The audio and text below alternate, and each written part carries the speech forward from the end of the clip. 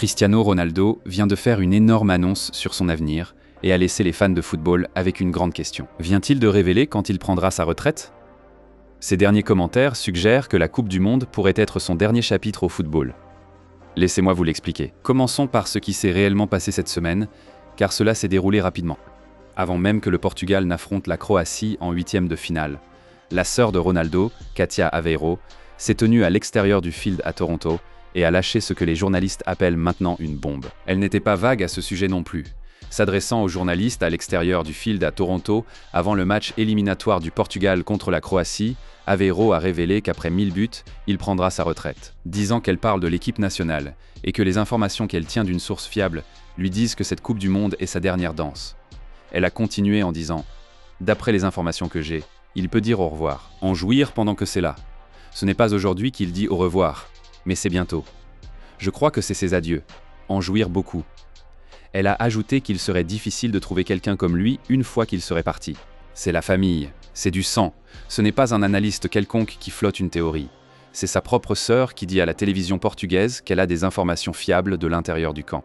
Maintenant, voici où ça devient intéressant, car Ronaldo n'est pas resté silencieux à ce sujet. Après que le Portugal a battu la Croatie 2-1 lors de ce match des huitièmes de finale, les journalistes lui ont demandé directement ce qu'il pensait des commentaires de sa sœur. Sa réponse n'était pas un déni. « Je ne prends pas de décision irréfléchie », a-t-il dit, après avoir mis fin à une déception de 20 ans avec le Portugal à la Coupe du Monde cette nuit-là. Il a ensuite ajouté la phrase qui est maintenant partout. « Je ne prends pas de décision irréfléchie. Je déciderai après le tournoi, pas maintenant. » Relisez cela. Il n'a pas dit que sa sœur avait tort. Il n'a pas dit que je jouerai pendant des années encore. Il a dit que la décision vient après le tournoi. C'est la confirmation qu'une décision arrive. Il ne la prend simplement pas devant les caméras en plein tournoi. Et il y a un contexte qui rend les commentaires de sa sœur encore plus frappants. Ce n'était pas la meilleure soirée individuelle de Ronaldo sur le terrain, jusqu'à ce que soudainement ce soit le cas. Il a joué chaque minute du groupe, a survécu tandis que des coéquipiers comme Bruno Fernandes et Vitinha ont été remplacés. Et puis, à la 68e minute contre la Croatie, il a finalement fait quelque chose qu'il n'avait jamais réussi auparavant. Il a marqué lors d'un match éliminatoire de la Coupe du Monde, un penalty égalisateur. C'était, selon tous les comptes, le but de sa carrière à ce stade de sa vie. Et 13 minutes plus tard, Roberto Martinez l'a remplacé. L'expression sur son visage disait tout.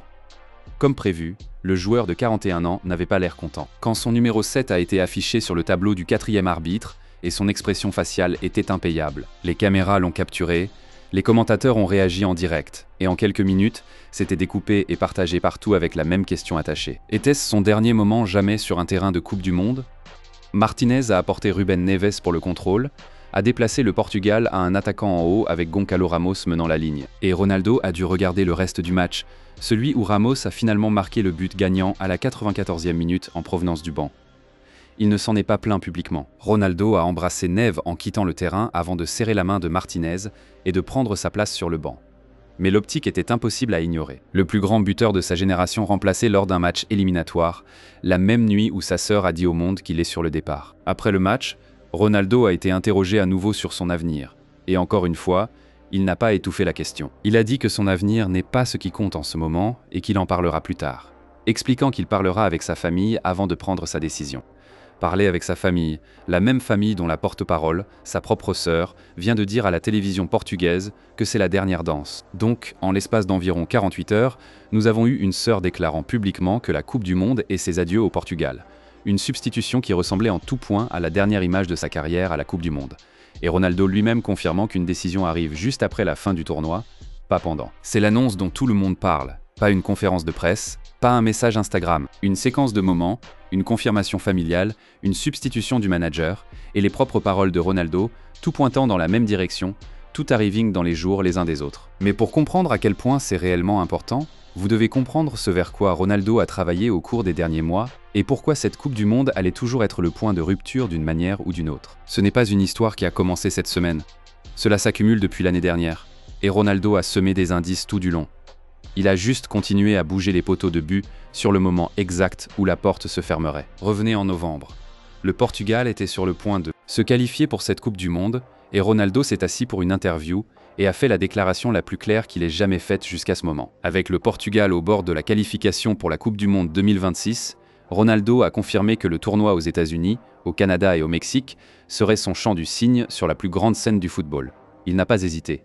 Définitivement oui, parce que j'aurai 41 ans à la Coupe du Monde, a-t-il dit, ajoutant qu'il est le meilleur buteur de l'histoire, avec 143 buts internationaux à cette époque. Cette même semaine, il s'est assis avec Becky Anderson de CNN lors d'un sommet à Riyad et a dit presque exactement la même chose, mot pour mot et dans l'esprit. « J'aurai 41 ans et je pense que ce sera le moment de la grande compétition », a déclaré Ronaldo à CNN. Lorsqu'on lui a demandé quand il prendrait sa retraite du sport entièrement, pas seulement du football international, il n'a pas donné de date, mais il n'a pas esquivé non plus. « J'apprécie le moment, mais quand je dis bientôt, c'est vraiment bientôt parce que j'ai tout donné pour le football », a-t-il dit. Sky Sports a obtenu sa propre version de cette même conversation, et c'est là que la pièce de la carrière en club du puzzle commence vraiment à prendre forme. Le capitaine Cristiano Ronaldo a admis que le tournoi de l'été prochain serait son dernier grand tournoi avant de prendre sa retraite, et il devrait arrêter complètement dans 1 ou 2 ans. Il a été catégorique à ce sujet lorsqu'on lui a demandé un calendrier. « Comme je vous l'ai dit avant, je me sens très bien en ce moment. Je marque des buts, je me sens toujours rapide et vif. J'apprécie mon jeu avec l'équipe nationale et Al Nassr. Mais bien sûr, soyons honnêtes, quand je dis bientôt, c'est probablement 1, 2 ans où je serai encore dans le jeu. Et quand un journaliste lui a demandé directement si cette Coupe du Monde serait son dernier grand tournoi international, il n'y avait aucune ambiguïté. Définitivement oui. Remarquez donc ce qui se passe dans ces interviews. Il ne parle pas seulement de quitter le Portugal. Il parle de l'ensemble du tableau, pays et club, s'effondrant dans la même fenêtre approximative. 1 ou 2 ans, ce n'est pas une ligne banale. C'est le calcul de sa propre carrière à haute voix. Il y a aussi une dimension émotionnelle à cela, celle qui se perd quand les gens se concentrent simplement sur les buts et les records. Dans cette même série d'interviews, on a demandé à Ronaldo ce que la retraite ressentirait vraiment quand elle arriverait. Et il n'a pas joué cool. Ronaldo a révélé qu'il prévoyait de prendre sa retraite bientôt et prédit qu'il pleurerait probablement quand le moment arrivera. Ayant marqué 952 buts dans sa carrière, à ce moment-là, tout en visant in 1000 avant de raccrocher les crampons. Il a poursuivi en la décrivant comme quelque chose pour laquelle il se prépare tranquillement depuis des années. Bientôt, mais je pense que je serai préparé. Ce sera difficile bien sûr. Je pleurerai probablement, oui. Je suis une personne ouverte. Ce sera très difficile, oui. Mais j'ai préparé mon avenir depuis l'âge de 25, 26, 27 ans.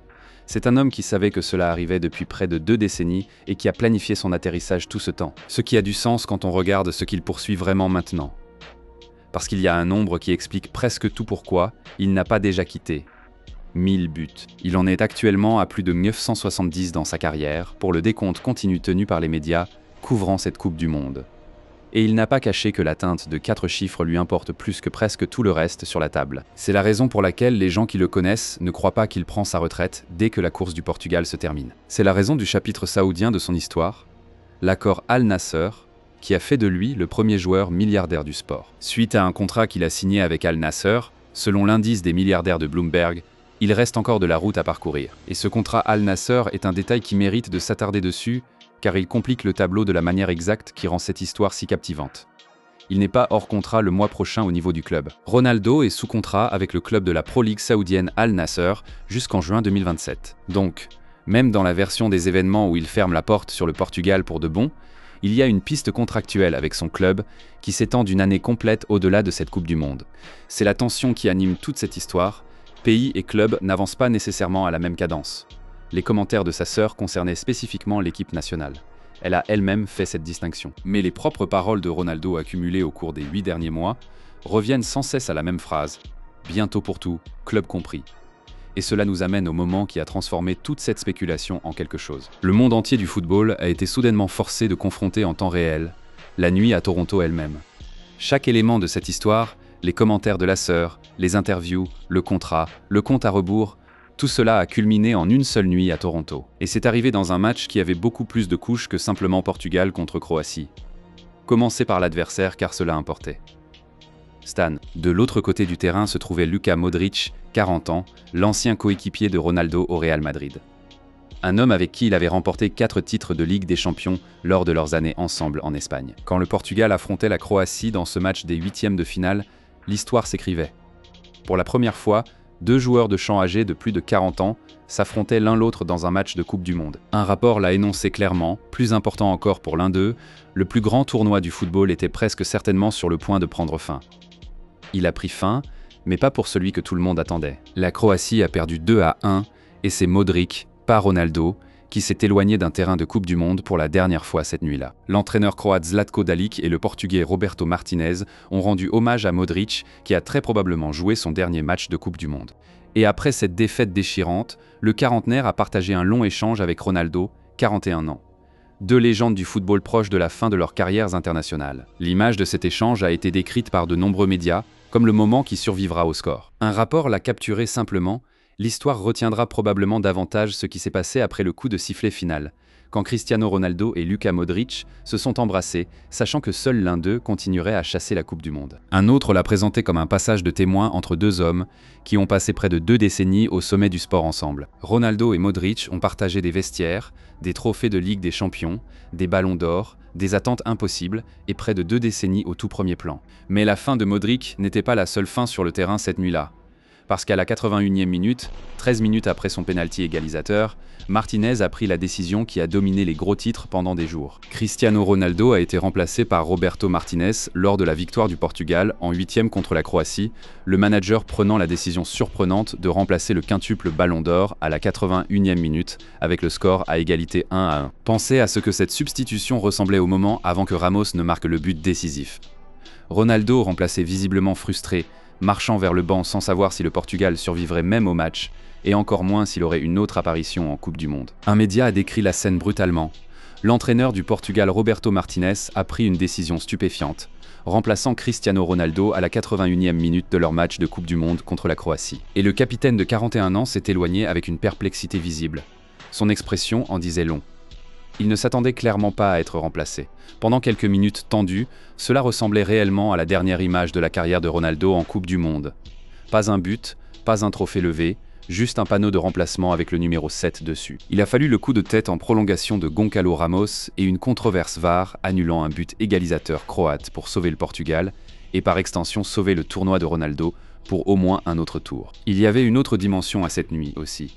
Une qui n'avait rien à voir avec les délais de retraite et tout à voir avec le deuil. Ronaldo était très impliqué dans les célébrations après la qualification du Portugal, et il portait le maillot de Diogo Jota en hommage à son coéquipier décédé à l'anniversaire de sa mort. Un rapport a décrit la scène en détail. Après le coup de sifflet final, Ronaldo a enfilé le maillot numéro 21 de Jota, a pointé vers le ciel et a fondu en larmes alors que le Portugal avançait. Mais ses pensées restaient avec son coéquipier décédé. Donc, la même nuit où son avenir international devenait la plus grande question du football, Ronaldo traitait aussi quelque chose de bien plus lourd. La perte d'un coéquipier marqué en direct devant un stade bondé. Cela vaut la peine de s'y arrêter une seconde, parce que cela complique tout récit simple d'un tour d'adieu. Ce n'était pas un homme écrivant simplement une victoire. C'était un homme portant le deuil, jouant chaque minute d'une phase de groupe à 41 ans.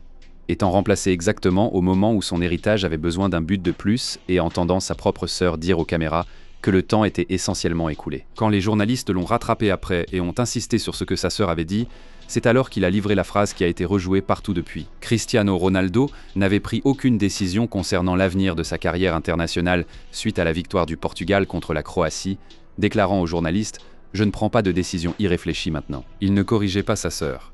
Il ne contestait pas le contexte. Il disait simplement « Pas maintenant, pas ici ».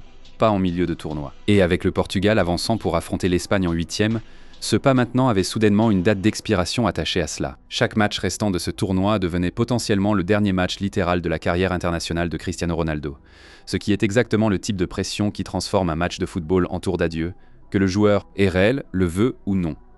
Une histoire de cette ampleur ne reste pas confinée à un seul joueur et une seule sœur. Une fois que les commentaires de Katia Avero ont circulé, tous ceux connectés à cette Coupe du Monde avaient quelque chose à dire à ce sujet. Coéquipiers, rivaux, entraîneurs, commentateurs. Et la gamme de réactions vous dit simplement à quel point toute cette situation reste vraiment non résolue. Commençons par Roberto Martinez, l'homme qui a pris la décision de substitution qui a déclenché sa propre vague de spéculation. Il n'a pas abordé directement l'avenir de Ronaldo dans les suites immédiates, mais ses éloges envers Modric, cette même nuit, en disait long sur sa vision de cette ère de joueur qui se termine. Son exemple restera à jamais dans le folklore du football, a déclaré au journaliste l'entraîneur du Portugal, affirmant que ce n'est pas souvent qu'on parle d'un joueur qui peut poser son pied sur le ballon et prendre la bonne décision. Qualifiant Modric de bel exemple de cela et le félicitant de jouer comme un jeune homme. En lisant entre les lignes, c'est un entraîneur qui comprend exactement ce que cela signifie quand l'horloge d'une légende s'arrête, ce qui rend sa décision de remplacer Ronaldo 13 minutes après son plus grand but du tournoi encore plus lourde. Puis il y a les médias du football lui-même, qui ont passé des jours à décortiquer ce que la substitution signifiait réellement. Un média a encadré toute la situation comme un carrefour qui devait se résoudre d'une manière ou d'une autre. Ce devait être la fin pour l'un de Modric ou Ronaldo à la Coupe du Monde. Certainement, si on en croit la sœur de Ronaldo, c'est la star croate qui s'inclinerait à Toronto. Alors que Ronaldo avait au moins un dernier tour de piste. En supposant que Martinez n'était pas habilité à prendre une décision différente avant de faire face à la défense record de l'Espagne. C'est une façon pointue de le dire. Même les journalistes du football qui couvrent ce genre de choses pour leur métier traitaient la continuation de Ronaldo comme conditionnelle, dépendante de la volonté de son entraîneur de continuer à le faire jouer d'emblée, pas seulement de sa propre forme ou de ses souhaits. D'autres commentaires se sont élargis à la vision plus large d'une génération dorée qui s'approchait tous de la sortie à la fois. Un article a regroupé Ronaldo aux côtés de Modric et de Lionel Messi comme trois hommes qui étaient tous censés être terminés depuis des années et qui ont simplement refusé de partir. Malgré les attentes généralisées de retraite après le Qatar 2022, Ronaldo, Modric et Messi restent tous centraux à la Coupe du Monde actuelle. Avec Messi, qui a eu 39 ans la semaine du tournoi, marquant 6 buts en un peu plus de 2 matchs de groupe, suscitant la spéculation selon laquelle il pourrait participer à une autre Coupe du Monde. Le même article a établi une distinction nette dans la motivation entre les trois, notant que Ronaldo est très proche de 1000 buts en carrière et de la perspective de jouer aux côtés de son fils, rendant sa continuation, au niveau des clubs, quasi certaine. Tandis que Modric, sans telle motivation évidente, semble certain de ranger ses affaires quand la compétition de la Croatie se terminera.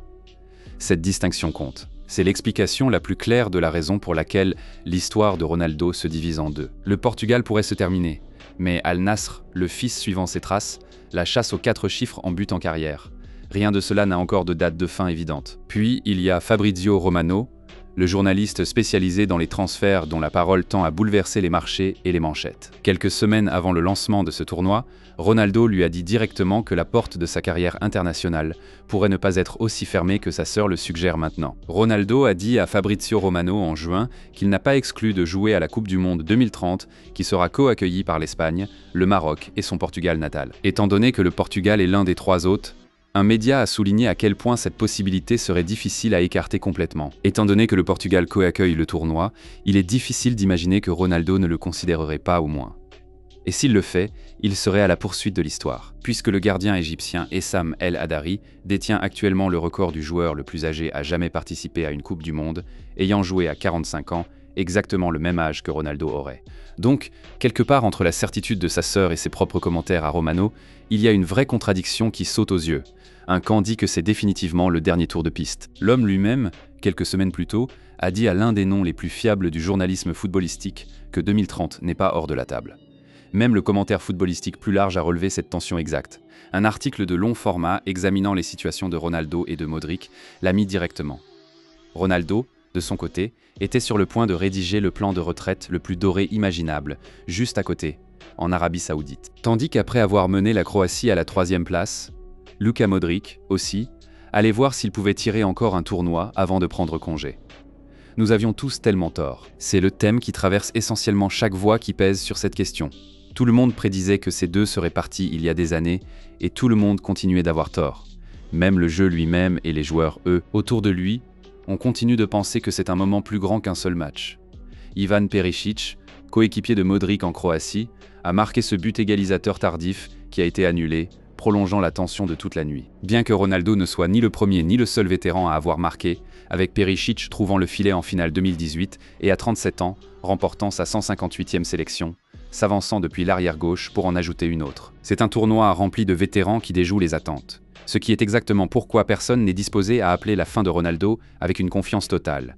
Ni son entraîneur, ni les experts, ni même, semble-t-il, lui-même entièrement. Alors, où cela nous laisse-t-il ? Le Portugal s'est qualifié pour affronter l'Espagne en 8e de finale, et chaque match à partir d'ici porte le poids de pouvoir être la dernière apparition de Ronaldo dans un maillot de Coupe du Monde. Ce n'est plus de la spéculation. C'est juste les mathématiques d'un tournoi à élimination directe superposées à tout ce que sa sœur a dit et tout ce qu'il a dit lui-même. Voici ce que nous savons réellement, énoncé simplement. Sa sœur a dit à la télévision portugaise, en utilisant les mots sources fiables, que ce tournoi est sa dernière danse avec l'équipe nationale, et elle a pris soin de préciser qu'elle parlait du Portugal, pas de sa carrière en club. Ronaldo, quand on lui a demandé directement, n'a pas nié. Il a dit que la décision vient après le tournoi, pas pendant, et qu'il parlera d'abord à sa famille. Son entraîneur l'a remplacé 13 minutes après le meilleur but de son tournoi dans un moment qui a brièvement semblé être l'image finale de sa carrière de Coupe du Monde avant que Ramos ne sauve le match. Et en arrière-plan de tout cela se trouve un contrat avec Al Nassr s'étendant jusqu'en 2027. Une poursuite de 1000 buts en carrière juste au coin de la rue. Et ses propres commentaires à Fabrizio Romano, selon lesquels même 2030, dans une Coupe du Monde accueillie en partie par son propre pays, n'a pas été exclu. C'est la forme de l'annonce dont tout le monde parle. Pas un seul moment de conférence de presse, mais une convergence. La famille, l'entraîneur et le joueur, pointant tous vers le même panneau de sortie à peu près au même moment. Même si la porte exacte par laquelle il passe, d'abord le pays ou d'abord le club ou les deux ensemble, n'a pas été déterminée. Ce qui est clair, c'est que Ronaldo lui-même en parle depuis près d'un an d'une manière qui ne cesse de s'affiner. En novembre, c'était définitivement oui sur le fait que c'était son dernier grand tournoi. Au moment où il s'est assis avec Pierre Morgan, c'était devenu un aveu qu'il prévoit de prendre sa retraite bientôt et s'attend à pleurer quand cela se produira. Après une carrière de préparation pour ce moment exact depuis la mi-vingtaine. Et maintenant, au cœur du tournoi lui-même, c'est devenu encore plus serré en une promesse, une décision. Après le coup de sifflet final du Mondial du Portugal, chaque fois que cela se termine. Il y a aussi la couche humaine qui est facile à perdre dans toutes les mathématiques de la retraite. L'hommage, les larmes, l'étreinte avec Modric, que plusieurs médias appellent déjà plus mémorable que le score lui-même. Quoi qu'il en soit, Ronaldo décide. Ce tournoi lui a déjà offert l'une des périodes les plus chargées émotionnellement de sa carrière. Des buts et du chagrin, et des adieux qui n'étaient même pas les siens assis juste à côté de la spéculation sur les siens. La course du Portugal continue ainsi que le compte à rebours. Qu'il se termine contre l'Espagne, ou plus loin dans le tableau, ou s'étend jusqu'à une finale, que Ronaldo n'a jamais remportée. Une chose est maintenant assise à découvert d'une manière qu'elle ne l'était pas il y a une semaine. Sa sœur a dit son opinion, il a confirmé qu'une décision arrive, et la chronologie que tout le monde a devinée pendant des années a finalement un point final. Ce qu'il décide exactement, et si cette décision couvre seulement l'équipe nationale ou toute sa carrière, est la seule chose que même les personnes les plus proches de lui, Ronaldo y compris, d'après cette esquive avec les reporters, disent qu'il faut attendre jusqu'à ce que le coup de sifflet final de ce tournoi retentisse. Merci d'avoir regardé. Si vous avez apprécié ce vidéo, cliquez sur l'une des cases en lecture sur votre écran pour regarder plus de contenu similaire.